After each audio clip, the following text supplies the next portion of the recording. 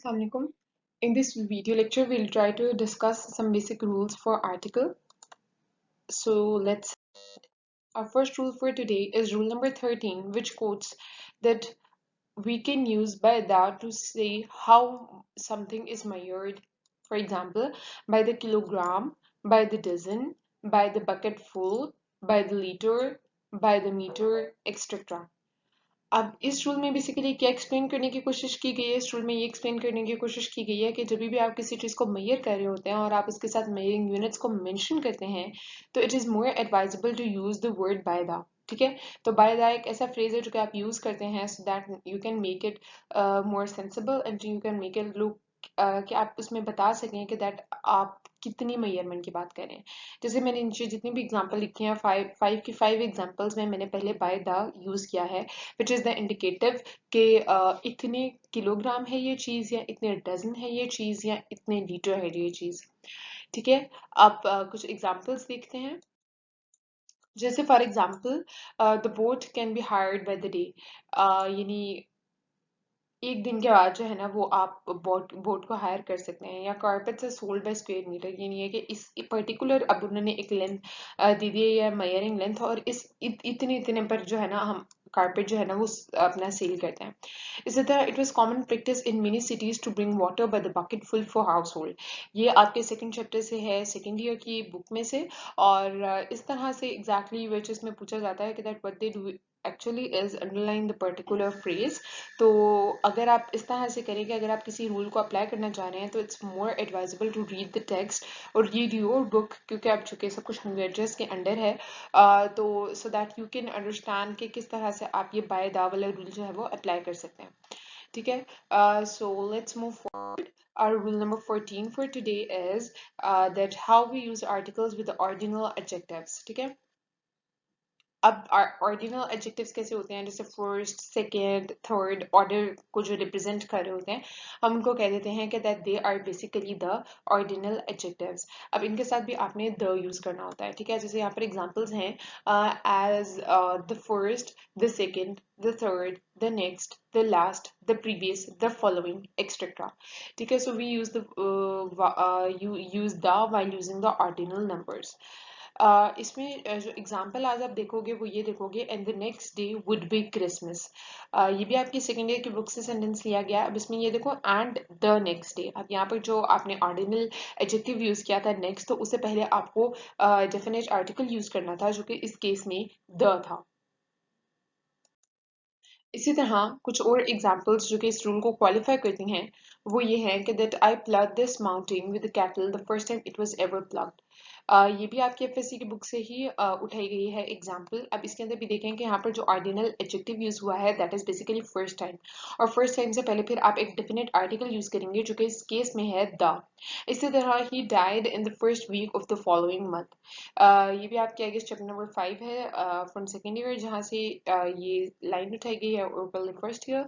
और उसके अंदर भी आप देखें कि in the first week of the following month. ठीक है, तो इस एग्जाम्पल में आपको दो जगह ऐसी नजर आ रही हैं जहां पर आपने ऑर्डिनल एडजेक्टिव से पहले जो है वो द यूज किया है. So you have to keep this thing in account whenever you are studying this. अब हम डिस्कस करेंगे rule number 15. Rule number 15 quotes you use the before the names of oceans. ठीक है, ये नहीं है कि जितने भी ओशंस का जब भी आप मेंशन करेंगे किसी सेंटेंस में या किसी भी कन्वर्सेशन में you have to use the before it, क्योंकि आपने इसको स्पेसिफाई करना है. That is something proper in its essence. इसी तरह heavenly books, for example the Bible, या फिर यहाँ पर जो एग्जांपल लिखी हुई है द होली कुरान. ठीक है, इसी तरह आप क्या करेंगे कि जैसे माउंटेन रेंजेस होती हैं उनके साथ भी आपने प्रेफरेंशियली क्या करना है कि आपने उनके साथ भी डेफिनेट आर्टिकल यूज करना है. डेफिनेट आर्टिकल जो दा होता है ये इंडिकेटिव होता है कि आप मेरे बाद आने वाले नाउन या मेरे बाद आने वाला जो सब्जेक्ट है that is unique in its essence.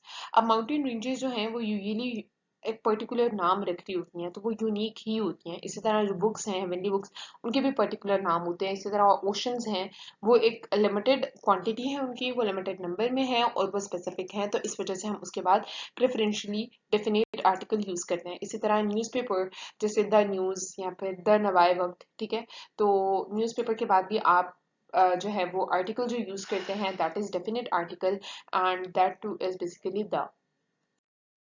इसी तरह मैं अगर फर्दर मूव करूं तो नेक्स्ट रूल हमारा जो है that is basically rule number 15 which quotes that you use the before names of geographical areas. ठीक है, अगर मैं कहती हूँ साउथ एशिया तो मैं उससे पहले भी द यूज करूंगी। अगर मैं कहती हूँ फॉर एग्जांपल मिडिल ईस्ट, ठीक है, तो मैं उसके साथ भी द यूज करूंगी। ठीक है, इसी तरह अगर मैं कहती हूँ नॉर्थ अमेरिका तो उसके साथ भी मैं द यूज करूंगी। तो जब भी आप किसी भी जियोग्राफिकल एरिया की तरफ रेफर कर रहे होते हैं तो दैट इज मोर प्रेफरेंशियल कि आप उसके साथ डेफिनेट आर्टिकल यूज करें।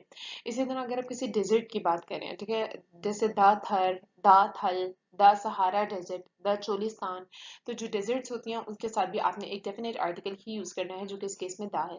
इसी तरह अगर फॉर एग्जांपल कोई मेगा स्ट्रक्चर्स हैं, ठीक है, जैसे फॉर एग्जांपल बादशाही मस्जिद है, ठीक है, या फिर फैसल मॉस्क है, ठीक है, या फिर मीनार पाकिस्तान है, तो ये वो जगह हैं जिनके साथ आपने अल्टीमेटली जो है ना वो दा यूज करना है to show the magnificence of the particular structure या particular building। ठीक है, इसी तरह अगर मैं फर्दर मूव करूँ तो अगेन हेवनली बॉडीज, ये बात हमने इनिशियल रूल्स में डिस्कस की थी, the sun, the moon, the sky, ठीक है, तो इनके साथ भी आपने जो है वो एक डेफिनेट आर्टिकल यूज करना होता है जो कि इस केस में दा है। इसी तरह जो रिवर्स होते हैं उनके साथ भी आपने दा यूज करना है, for example the Ravi, the Sutlej, ठीक है, द चनाब, ठीक है, तो इनके साथ भी आपने have to keep this thing in account whenever you are discussing this कि आप इसके साथ दा ही यूज करें। Now we will discuss rule number 16, which quotes that article with the body parts. A noun referring to a part of the human body can be used with the to refer to that part of anyone's body. ठीक है, यानी ये कि जब भी आप किसी भी डिस्कशन में या किसी भी एग्जाम्पल में बॉडी पार्ट का जिक्र करते हैं तो आपने उसके साथ जो आर्टिकल यूज करना है that is the definite article, यानी ये कि द। ठीक है, इसके लिए आप कुछ एग्जांपल्स देखें ताकि आपको बात जो है वो ज्यादा अच्छे से क्लियर हो जाए। जैसे for example artery supply heart with blood. अब ये सेंटेंस जो है वो अपेरेंटली ठीक लग रहा है लेकिन ग्रामेटिकली ये सेंटेंस गलत है क्योंकि यहाँ पर बॉडी पार्ट मेंशन किया गया है, तो बॉडी पार्ट के साथ आपने जो आर्टिकल यूज करना होता है दैट इज बेसिकली द। तो इसका करेक्ट जो सेंटेंस होगा, देयर करेक्ट वर्जन होगा that is basically article arteries supply the heart with blood. इसी तरह he kissed head and eyes of the boy। अब ये भी अपेरेंटली सेंटेंस ठीक लग रहा है लेकिन अगर आप इसको ग्रामेटिकली असेस करें तो इसमें द मिसिंग है जो कि बॉडी पार्ट यानी है कि हेड से पहले आएगा। he kissed the head and eyes of boy, ठीक है, of the boy. Okay, so you have to keep this thing in mind कि जब भी कोई बॉडी पार्ट को मेंशन किया जाता है तो उसके साथ जो आपने आर्टिकल यूज करना है is the। इसी तरह अगर आप रूल नंबर 17 की बात करते हैं तो रूल नंबर 17 ये कोट करता है कि that you have to use article with the title and organisations. Like you use the article with the name of the governmental bodies like the FBI, the title of officials, the president, the prime minister, the chief minister, and inventions, the computer, the radio, the laptop, the mobile phone। Okay, अब यहाँ पर जो है ना वो एक example दी गई है to assess and evaluate that how we can apply this rule. अब जो पहला वाला सेंटेंस है इट लुक्स अपेरेंटली करेक्ट कि that queen had dinner with the president, लेकिन इसमें गलती क्या है कि क्वीन जो है that is basically a specific title, you know, given to a particular person on a particular post। तो इसके साथ आपको फिर आर्टिकल यूज करना पड़ेगा that is definite article the. Okay, so let's move forward. So our last rule for today is basically rule number 18, and rule number 18 quotes that generally articles are not used with the name of illness or disease, but there are some illness such as the measles, the flu, the mumps which require the।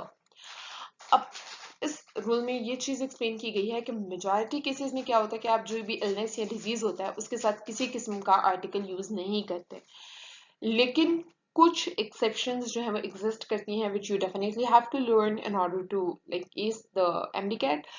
तो वो जो है अपने साथ हमेशा definite article लेती हैं।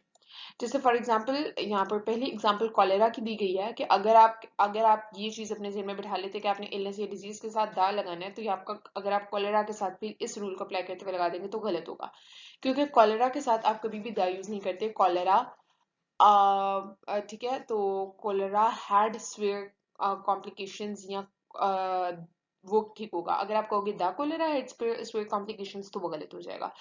So try not to use the with the particular illness that is cholera. लेकिन अगर आप मम्स की बात करते हैं, ठीक है, mumps is something, mumps is acute contagious disease. ये दिखने में तो ठीक लग रहा है, लेकिन आपको you have to use the with the mumps, क्योंकि मम्स इस कैटेगरी में लाया करता है जो कि अपने साथ डेफिनेट आर्टिकल लेते हैं। तो इसका करेक्ट वर्जन क्या होगा कि that the mumps is an acute contagious disease. This is all for today. Thank you so much. Allah Hafiz.